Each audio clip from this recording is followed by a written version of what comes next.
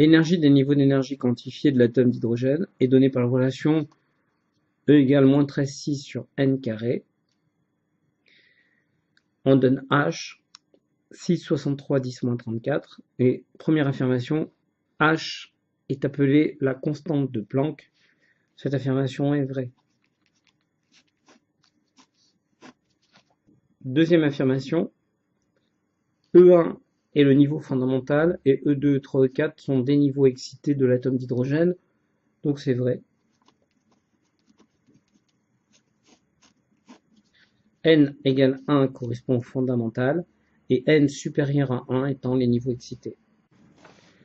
Troisième affirmation, lorsque l'atome d'hydrogène passe du niveau d'énergie N égale 3 au niveau d'énergie N égale 2, il y a émission d'un photon de longueur d'onde lambda égale 653 nanomètres. Donc, on rappelle la relation. La variation des niveaux d'énergie est donnée par la relation Hc sur lambda, lambda étant la longueur d'onde du photon émis, d'où la longueur d'onde lambda vaut Hc sur delta E. On passe en application numérique. La variation d'énergie en joules, et on nous donne les niveaux d'énergie en électronvolts. Donc, ça fait 3,4 moins 1,5 fois E pour passer en joules. Et dans les données, on donne la valeur de Hc sur E.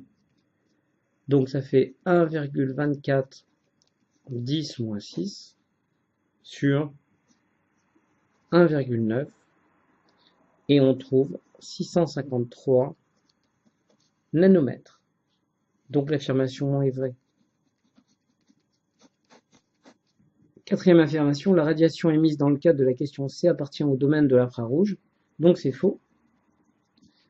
On est dans le domaine du visible, puisqu'on est compris entre 400 et 800 nanomètres.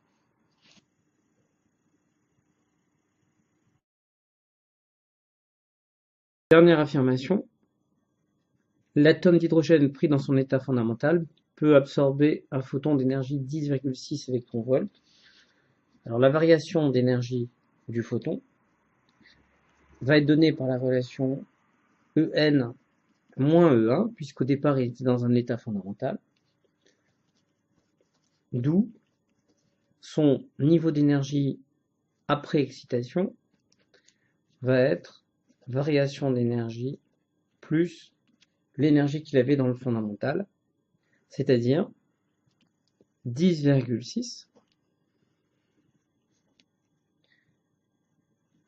moins 13,6 et ça donne moins 3,6 électronvolts et il n'y a aucun niveau d'énergie qui corresponde à cela.